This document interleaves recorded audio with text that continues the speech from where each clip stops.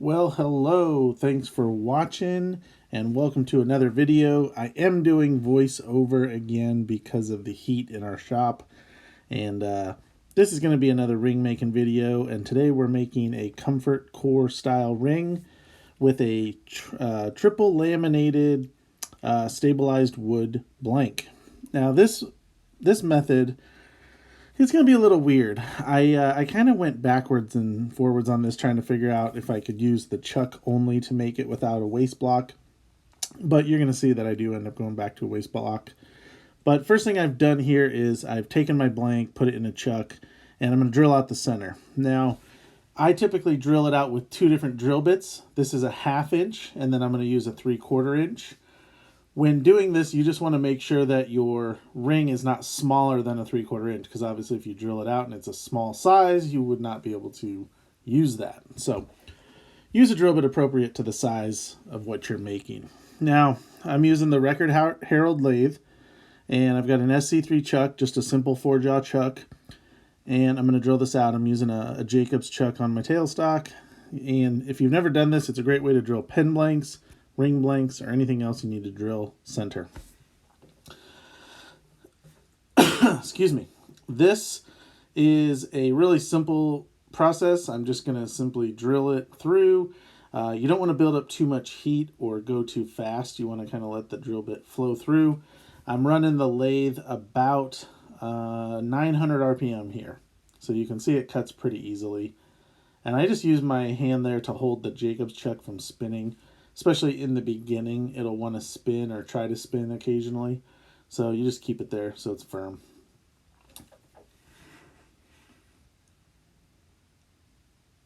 Now once I've drilled this first 1/2 inch hole, then I'll swap it to the 3/4. And all I'm doing in this procedure is I have a ring core that has a flat top. We call it the comfort core. What we're using today is a stainless steel from Turner's Warehouse. And we're essentially gluing that ring core into the block. So we want to drill it out to take out material, and we use a couple different sizes just for that reason. Take out as much material as we can without going overboard. And then we're going to use the boring head, and you'll see that here in a few minutes, to precisely get our size down. Now, what I'm doing here is I've stopped this, and I like to flip things around, and I do this with pens too. I don't actually know that it does anything, but it kind of makes me feel like if it's going to be off one way or the other, this would even it out. So I don't know. What do you think? Anyway, this is a 3/4 inch bit, so it's a pretty big drill bit, and this is a size 10 ring. So the 3/4 is close without being too much. So once I get through here, I'll be pretty close to my size, and I'll just have to fine tune it a little. Now, I mentioned earlier that normally I glue it on a waste block and go from there, which I should have done here, but this, if you watch this channel, I experiment a lot on it, and this is no exception. I was curious if I could do the whole ring in the chuck, but then it hit me that I like to do a lot of turning on the waste block before I separate it. And how am I going to do that here? So I suppose I could have put the ring core in and put the ring on a ring mandrel and turned it that way, but I don't like to do that with square edges, so I would either want to round it or trim it. And in this case, it just didn't make sense. So I'm just drilling it out here with the 3/4. And you'll see in just a sec here, we'll get to the waste block.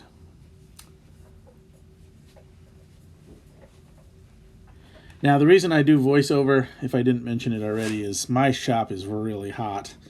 I'm in Arizona, and I only have swamp cooler, and it's actually been a pretty wet summer for us. So it is humid, which means it is hot, hot, hot. So I've got fans running and, swamp coolers, and it helps a little, but not a lot, but it kills audio, so I can't really narrate while I'm doing it. Now this is my waste block. I just put it in my chuck, and I'm just squaring off the face of it. I've probably used this same block to make about 20 different rings. And Here I'm just using a tailstock, a live center in the tailstock to give me a ballpark to get my center. Normally I would do this with a live center in a center hole, but since I drilled this out in the chuck, it doesn't make sense. So this is a really roundabout way to do this. So I wouldn't do it this way. In a couple weeks I'll have another video where I do a Fordite video, and that'll make a little more sense. So I'm just CA gluing this on with thick CA and accelerator. I put the glue on one side and spray the other side, that way when I stick it on, if I hold it for 10 or 15 seconds, it's good to go, and then I just spray accelerator on it. So this is the boring head. This is a very handy tool. You don't have to have one, but it sure makes it easier if you're doing very many of these.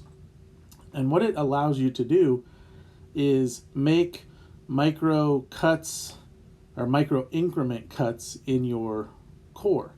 So I've got probably a couple millimeters here to make my ring fit. And I can move this by rotating that Allen wrench you see in the picture there. And I can rotate it a tiny little bit or more than that at once. So if I was just barely off, like 1/4 of a millimeter, I could make that adjustment. Now, I tend to make bigger moves and go overboard sometimes. So error on the side of smaller amounts, especially when you're first getting used to this, because you can take off a couple millimeters at a time, which could be too much. But you make your adjustment, you rotate your tailstock in, rotate your tailstock out, and the nice thing is you have a clean square hole. You could do this with carbide tools or even regular tools, I guess, if you had a small skew or something. But it's hard to get that straight, exactly in and out cut. So that's why I really like the boring head. I use it a lot in pen making, and it just makes perfect sense for rings. So if you are going to make a lot of rings, I would highly recommend the investment. If you're only doing one, no way. So we can see here my ring is pretty darn close. And I don't necessarily measure it to see what the size is or what my hole is. I just move a little bit, try it, move a little bit, try it. So you could probably be a little more precise in your movements or have a plan in your movements, but I just kind of like to wing it. And I can make one of these rings this way in about 20 to 30 minutes usually, start to finish. So it's not a lengthy process, and even making these little adjustments with the boring head, you can still move pretty quickly. But you can see the dust. It's not even really shavings because it's so small, the dust coming off of there. I'm just barely removing any material. So there again, cut, test fit, cut, test fit. So we're real close here. And that's a good view of our blank. We've got 3 stabilized woods that I laminated together. These were all scraps from another project, but they're really cool, so it's a perfect ring blank. And we have a bunch of these as well made up, so if you're interested in making a cool wood ring, this is a great way to go. But you can also make your own if you've got resin cutoffs, wood cutoffs, or anything like that.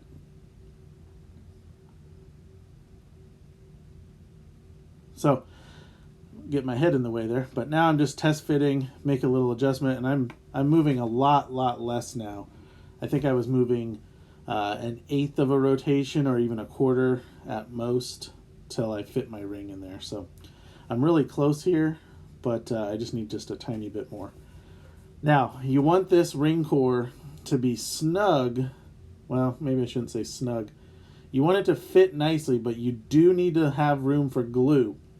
If you make it so tight that there's no glue in there, it'll definitely spin off. So there you see that was about 1/8 of a rotation.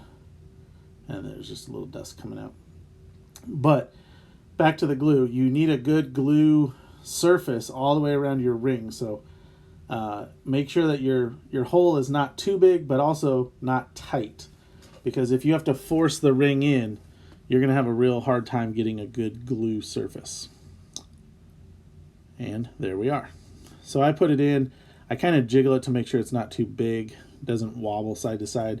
It should just kind of slide in like it's floating real smoothly. So now we are ready to glue it in. I like to clean out the hole. You could use air or a towel, make sure there's no loose dust in there. Clean the ring off. Make sure you've got some grooves on it on the outside, which you can either cut or sand.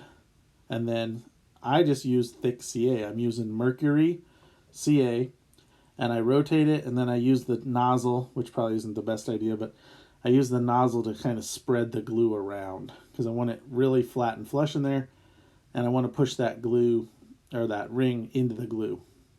Now you're going to get a lot of glue on the back side of this ring when you shove it in there, and that's okay. It comes off fairly easily, and you'll see that here in a little bit.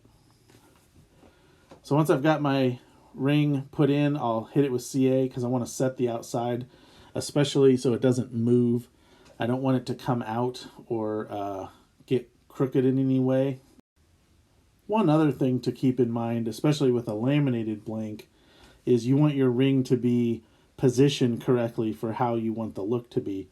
This particular one, I just want it to show all three woods fairly evenly, so I only cut the depth with the boring head to stop it on that side, so that makes it easy. Now what you're going to see me do is I'm using a Easy Wood Tools mini carbide round head with a negative rake. I like the negative rake on rings because it's far less aggressive and it cuts really well and really easily. You don't need to move material fast, so the negative rake is a safe and really efficient way to do it. So what I like to do, and I mentioned this earlier, is I'll cut down one side. So I'm cutting all that extra material up to the ring core. And if I bump my ring, it's a stainless steel, so it's not going to hurt it at all. And if anything, it'll just make it shiny. So I'm cutting that in there. I'm using my finger just to push the dust away to see if I've got to the edge. And then I can use the negative rake or the detailer to cut down my material because that looks more like a donut than a ring right now because it's really thick. The other thing I do, and I really love the Easy Wood detailer for this, is I cut that little groove at the back of the ring, and that's where I'm going to cut the ring off of the waist block. So by using the detailer, I can cut myself a little trough, and it makes using a flush cut saw really, really easy. And here I'm just using the square to take off a little more material. But you can see this actually worked out pretty well, and I've got the dark, the red, and the light wood fairly even on this. Now, if my blank was wide enough, I could actually make another ring, but this was just enough for one ring. So, like I said, use the flush cut saw to cut this off. I cut about halfway through and then give it a little bend to pop it, and it usually pops right off. It'll either pop the glue off or it'll take a little bit of the waste wood off, but it comes off real easily. And then the beauty is you can keep using the waste block by surfacing it and then just re-gluing your next piece on. I've probably used this waste block, there you go, popped it right off, for 20 rings by now. It used to be much, much bigger. But anyway, I'm done with that chuck. I'm going to put on my mini chuck. And here again was, I kind of was just trying things to see how the different chucks could work with this. And what I'm doing is loading the ring in a SC1 mini chuck from Record Power from Turner's Warehouse. And I wanted to see if I could efficiently turn the outside of this ring, and it holds it no problem. And actually it turned it no problem. The hardest part is getting the ring exactly straight in the chuck, because obviously there's nothing to index it to. You just kind of have to eyeball it. And it worked fairly well, but I wouldn't do this again. What I would do, and what I typically do, and it's much faster and much more efficient, is I'll put my sanding head on and I'll hold the ring and essentially sand away up to the side of the core. And that allows me to have a nice straight side, and then I can round it with the tool on the ring mandrel.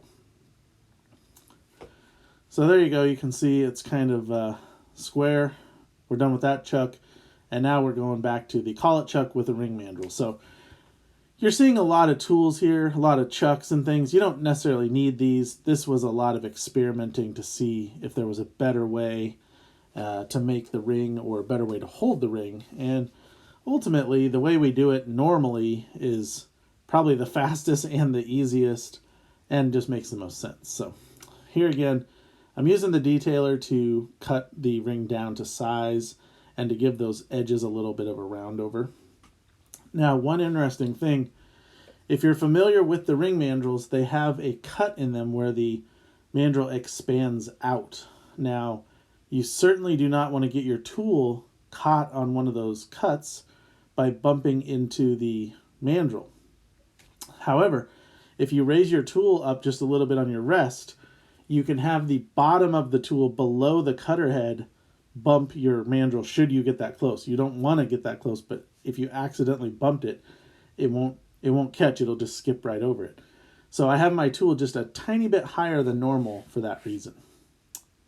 The other thing is, you see my camera's moving here. That's my swamp cooler blowing on my overhead camera stand. And as much as I hate it moving for you guys, it's so hot I can't turn it off. It's just horrible. So this is the final shaping on the ring mandrel. It's funny, we start with these big blocks of wood and end up with a micro amount of wood in the end, but whatever works, right? So here I am back with the Easy Wood Mini with the round negative rake insert. It just works so easily. And my ring is pretty much done. Here again, I'm going to flip it over. And like I said, I don't know that it does anything, but it's just something I do. And I do it with pen blanks a lot. And I feel like I get a better, rounder product just in case there's any discrepancies in the way the mandrel sits, or I guess the way my tool movement is by muscle memory or something. I don't know. But I like to do that, so do whatever you want. As with anything, do whatever you want. But you can see that the negative rake is cutting some nice little shavings off of that. That's stabilized wood, so it works really well. Now, I'm going to sand this with Abernet. I'm starting with 120, although I probably could have started with 220 or even 320, because this thing was pretty smooth. And if it was acrylic, I would have started with 600. So this is a kind of a stretch for me to start with 120. But I did, and it worked fine. I'm doing kind of a unique finish on this. I'm actually going to finish this with something I haven't done on rings a lot, but I like the way it looks. So we'll do that on this one. But you want to make sure it's nice and smooth. You can use the sandpaper to shape or take off any sharp, hard edges if you need to. And you'll see me with my finger a lot. And I'm just feeling the ring, making sure it's comfortable, making sure there's no tough spots or sharp spots. And so that's just what I do. And I move through this with 120, 220, 320, 400, 600. And that works pretty darn good. So here I'm just checking the inside. Any glue that I had on the inside of the stainless will just pop right off, because now that I've trimmed up to the sides, the glue doesn't really have anything to hold on to except the stainless on the inside, and it's smooth, so it's going to come right off. Now here I'm putting back on the SC1 Chuck with our Maker Select sanding plate. This is a super good tool for ring making, because I can, right on my lathe, sand really delicately. I've got a pretty high grit on this. I think it's 600. So I can just gently touch it and smooth that side off just perfectly. And these are stick-on discs, 5-inch discs, so you can change them out to whatever you want. I've got a couple different ones with different grits. And it allows me just to really get the edges perfect, which I could do with my tool or my hand sanding, but this makes it a lot easier and faster. And I'm all for fast. So if you want to check those out, they're Maker Select sanding disc. And they'll fit on a variety of chucks. There's 2 positions inside the disc to hold onto it. So it works out really well.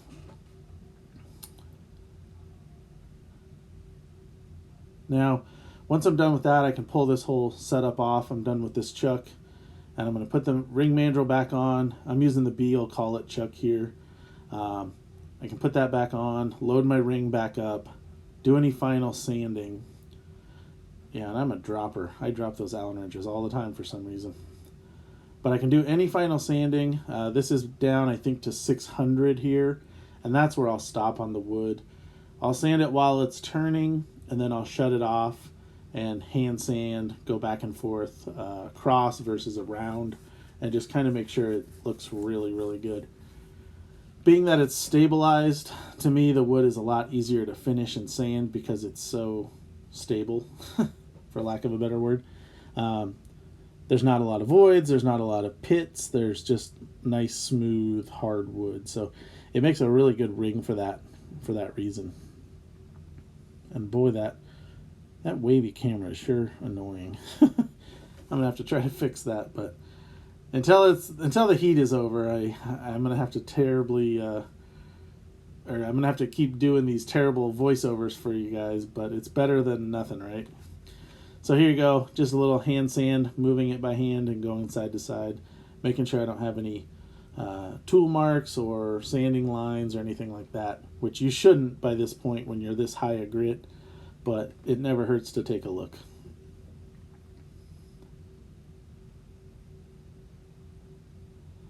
So once you're done sanding and it's to your liking, you can wipe it off. You can use air, you can use alcohol, you can use mineral spirits, whatever you want. Just clean it off, make sure it's free of dust. So I'm using Odies Oil for this. Now, I do Odies Oil a lot on pens, and I actually do it a lot on pens when I'm doing a matte finish that feels really good for holding a pen. This particular one, I'm doing an Odies Oil, but I'm going to buff it a little bit, and so it'll have a little shine to it, but it won't be a real thick, heavy, like plastic feel. It'll look and feel like wood, but it'll have a good shine to it. So I apply the Odies Oil, the Odies Oil. I let it sit about 30 minutes, and then I come back, I wipe it off, and I buff it up. So by doing that, you can get a really cool finish, and if you don't like it, you can always sand it and put something else on. So this ring came out pretty good. Here's some of the other examples of some glue ups I did, and hopefully you like this video and you can make one for yourself. So thanks for watching.